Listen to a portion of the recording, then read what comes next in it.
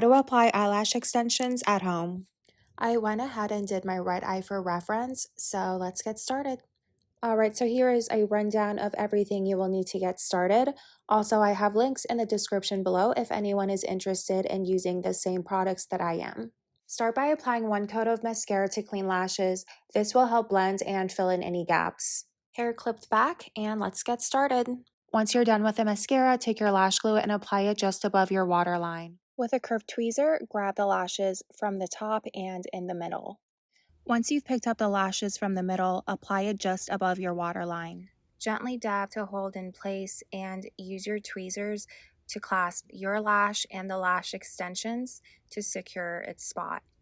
Again, I'm grabbing the lash from the middle and applying it just above my waterline. And basically, you just want to repeat this process.